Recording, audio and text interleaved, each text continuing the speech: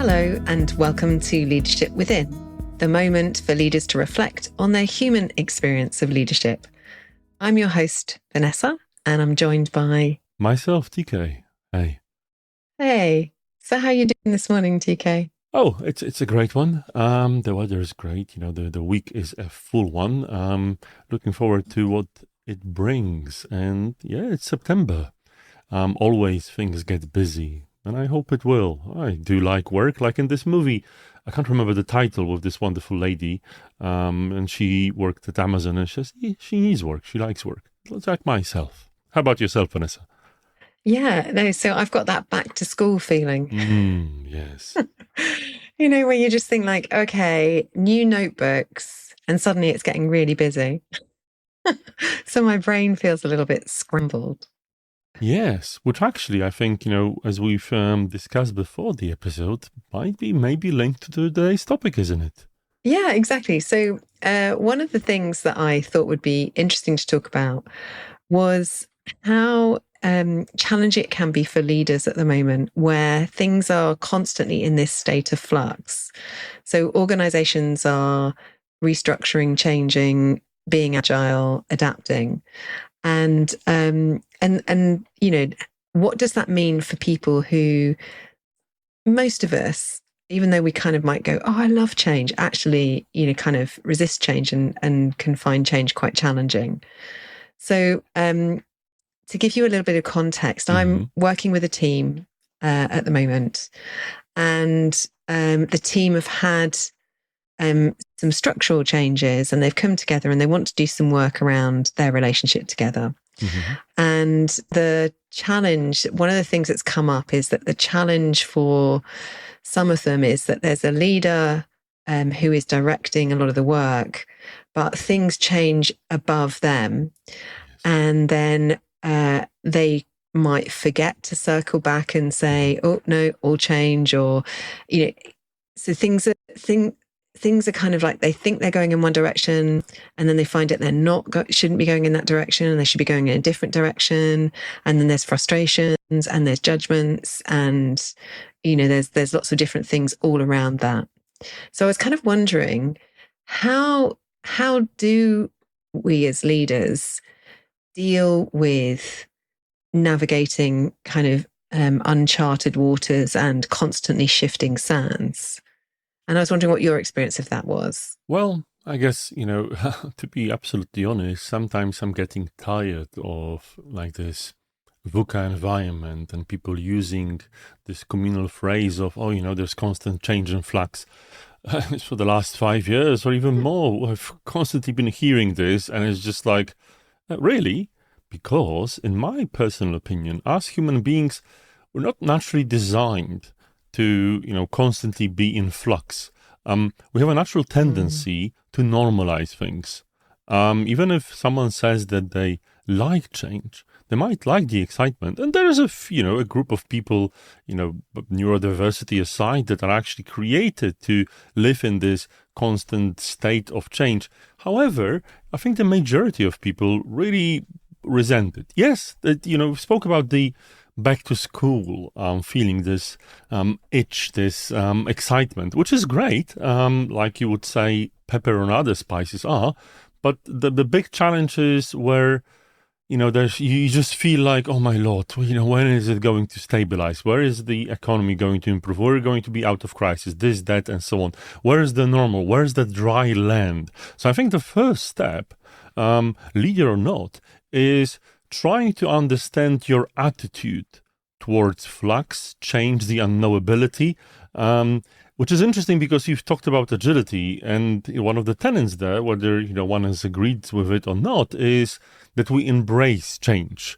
And it's one of the most difficult ones, I think, for many people because of the reasons I have said. So what have you seen, and what's your attitude towards change, Vanessa? Are you the one that actually thrives in it? Well, so it's really interesting because I would have said in the past, I love change and I thrive in it, and I'm always seeking to change things up and switch things up. And I'm also aware that when I'm taken to the edge of what I know and what's comfortable for me, actually I find it really difficult and I can resist. Mm. So there's a part of me that's got this narrative that like, yeah, I love it. And then there's this other part that's like, hell no. Like, so I, you know, when it comes down to it actually impacting me, and like I like the idea of ideation and the future and what's possible. But then when kind of like the rubber hits the road and I just think, okay, right, what does that mean for me? And I thought we were going here. No, I'm going to go there. No, some of my old patterns can come up. So I can start to doubt myself. I can start to give myself a really hard time at that edge. And that can then have me put the brakes on and procrastinate. It's interesting because, as you've been sharing this, what I've noticed is quite often I set myself in, well, not one of the two modes, but in a bit of a different mode, which is, let's say, mission driven, project, escapade, whatever you want to call it, where I suspend the normal rules and throw myself into what's happening. Like, for instance, I'm co-organizing a conference, or there's like an emergency, right? All hands on deck, or whatever it is. And in this particular moment, I'm suspending, which some might call a crisis. Disbelief, I suspend my normal behaviors, and whatever I do, I don't normally relate it to my baseline, right? So I would, but as you've mentioned, after some time, after you've been in this mode, reality creeps in, and our normal doubts, our normal, I would say, point of reference comes in. And this is where some of the behavior doesn't make sense. So I definitely agree with you, Vanessa, that, if you're in constant change, it's difficult to figure out if you are in the crisis mode or are you trying to get back to normality. That being said, as a leader, we've got another two layers, or even more, of course, onto this, which is one, making decision, and the second one, which I think we'd like to talk about, which is communicating it to the people that look up to you for leadership, which is a difficult one, right? Because there's more than just you.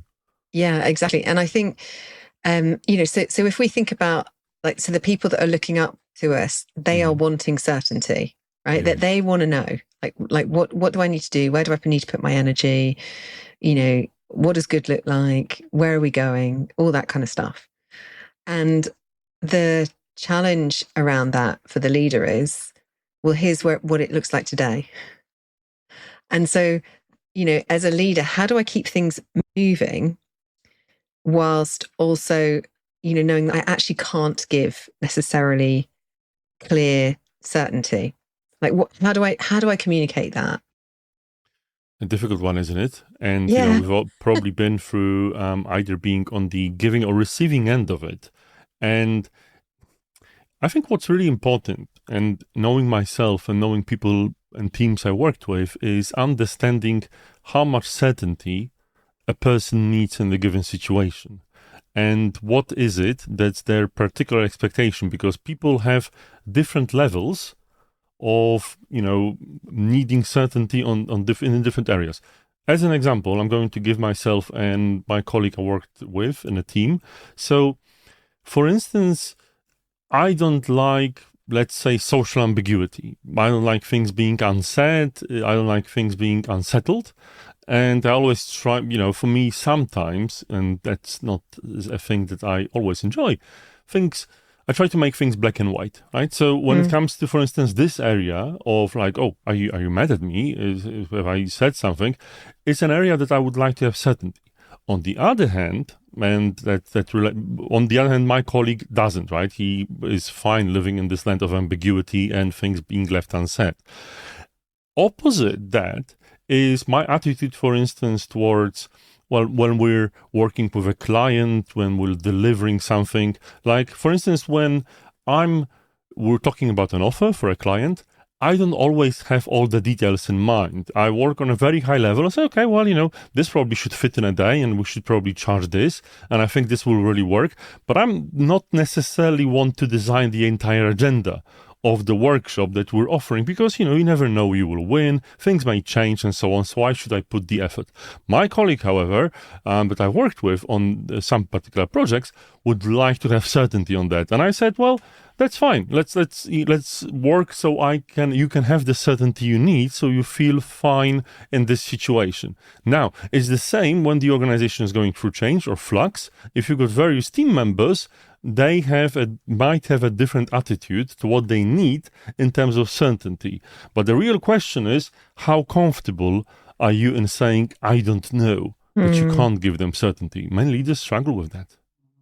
Yeah. And, it's interesting because I was using my friend ChatGPT and it was coming up with phrases that are helpful to keep things moving. And so what it offered was, here's what I know, here's what I don't know yet, and here's what won't change.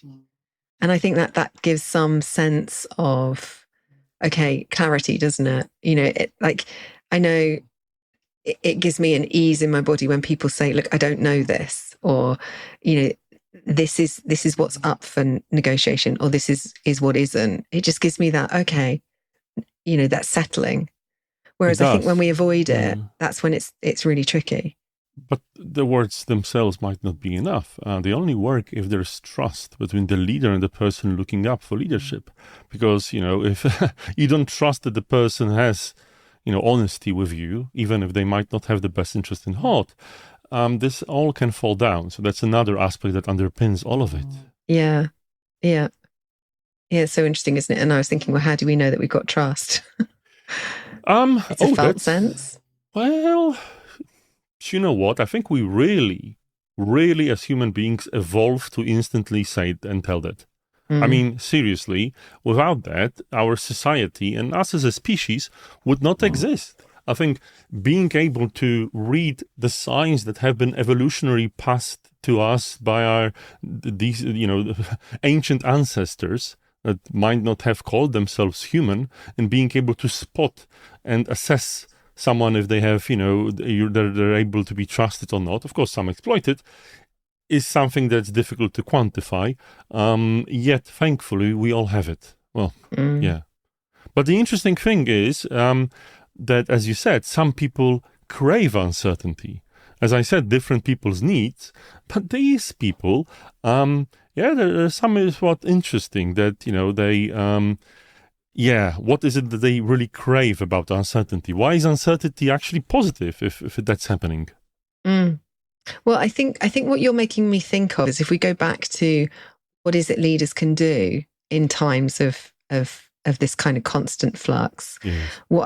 What I'm hearing you say is build relationship so that there is trust, like keep the dialogue going, and to consistently share what needs to be shared, but also to know your people.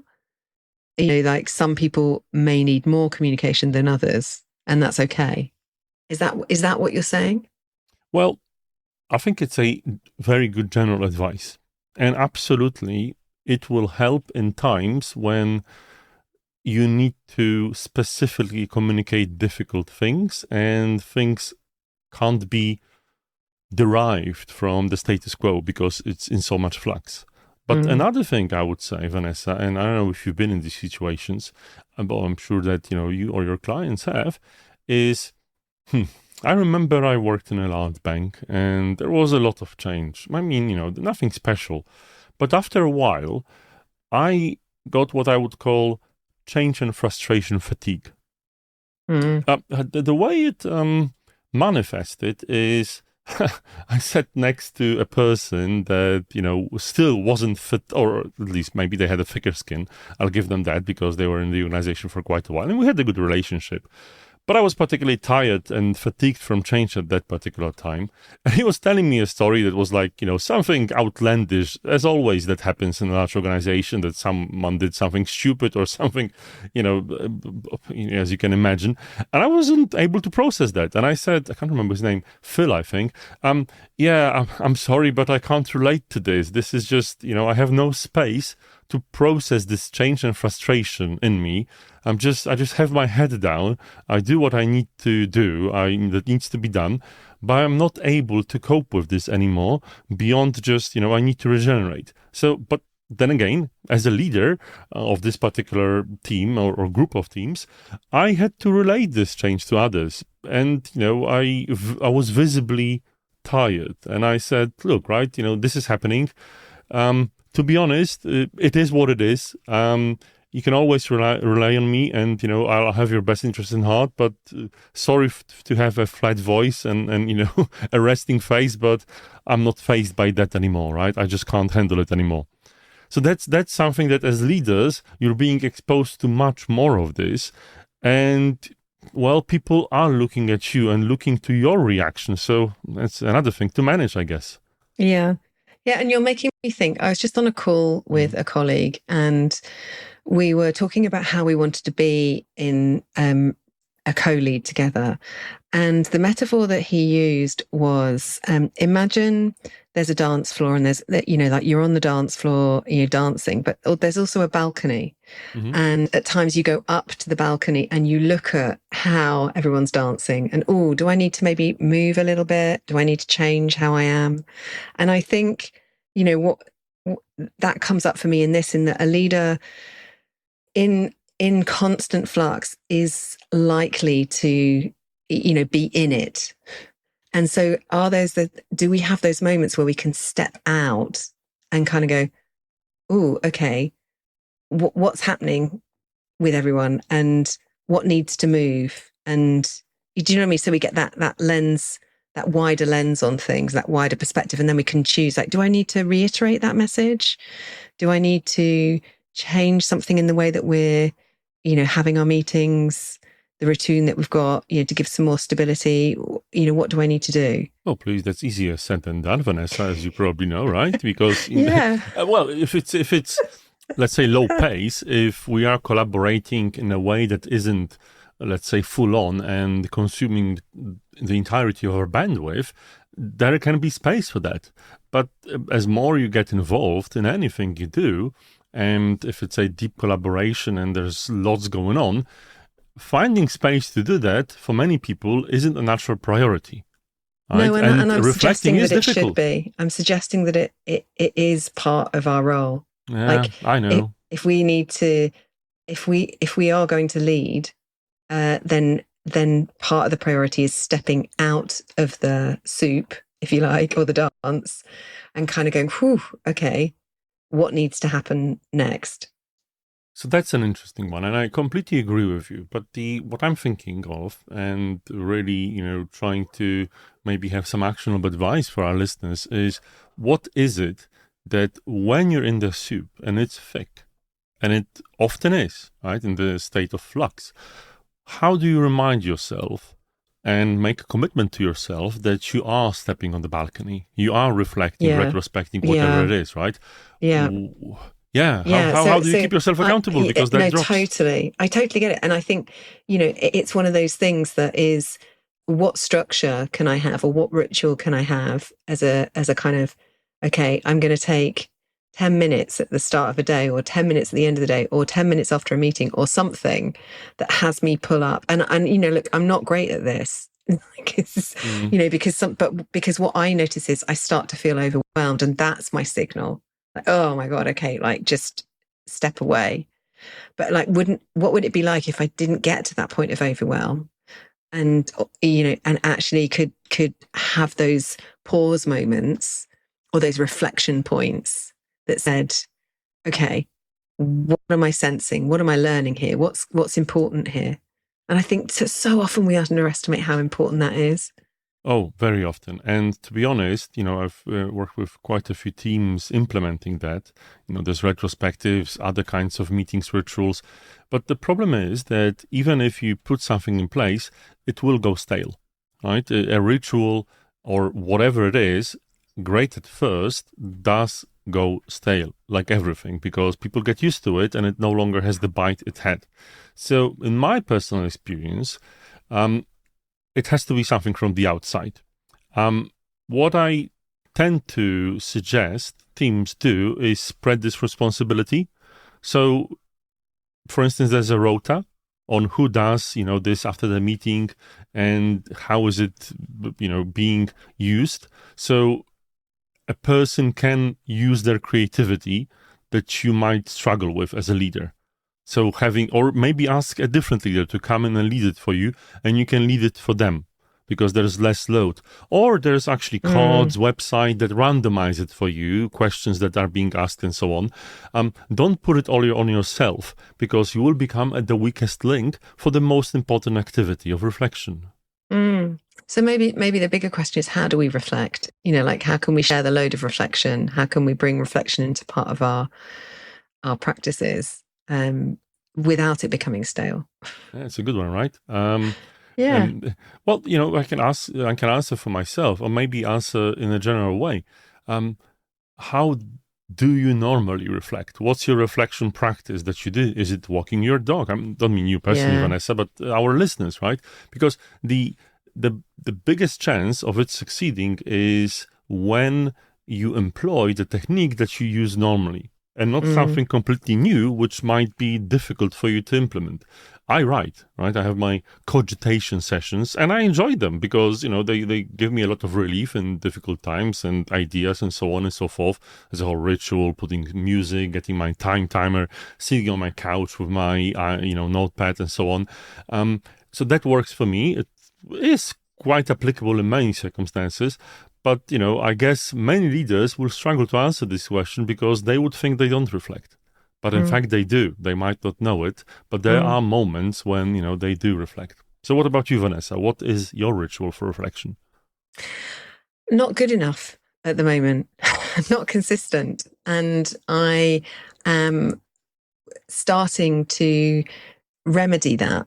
Hmm. And the way that I'm remedying that is actually through I'm redoing my yoga teacher training. Ah, So yes. that is making me look at what practices am I actually embodying. And It's a good one. um, so the honest thing is, having one notebook is helpful for someone like me, and having that by my bed is really helpful.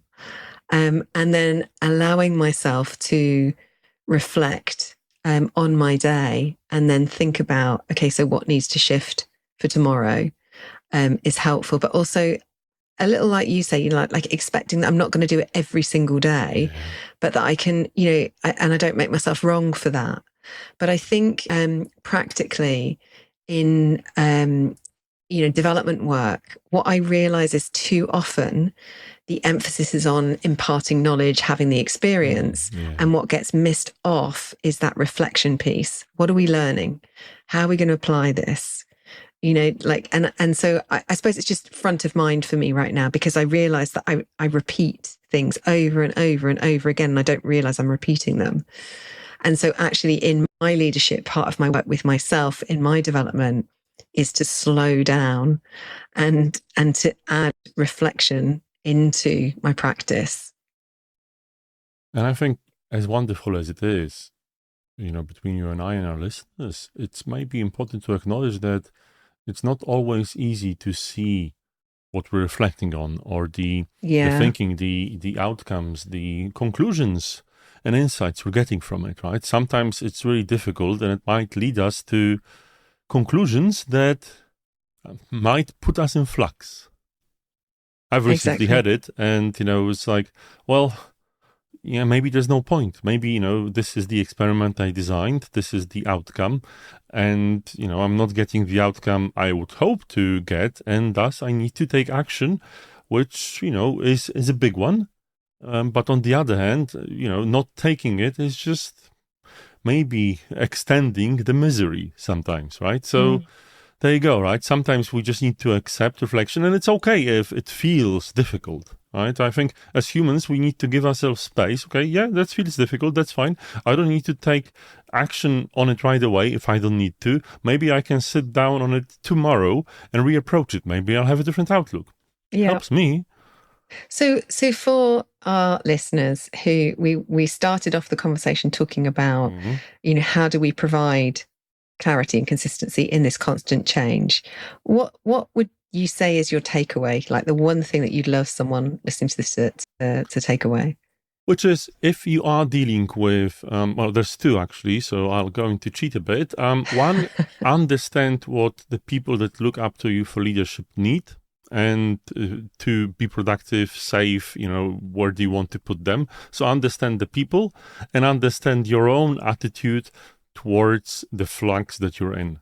These two will definitely help you find the right path to communication, reacting, taking actions. Without them, you're stepping on thin ice. How about you, Vanessa? What would you add to it? Or maybe change? Yeah, I think for me, there's the practical thing of having phrases that I said earlier, like, here's what I know, here's what I don't know yet, here's what I can tell you, here's the things that aren't going to move, just to remind people of what North is, and kind of, I think that's really important, and to just keep coming back to those things. I think that's on a practical level what I would invite people to take away. I would add one more after you say all these. How do you feel about what I just said? Love it. Okay. Yeah. Lovely. Yeah. Because they can be tough, right? This is what I don't know. Hey, I don't know if you'll have a job next week.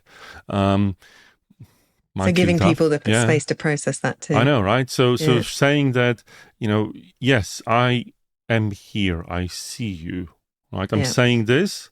I know it's tough. Tell me how you feel. Let's talk about that.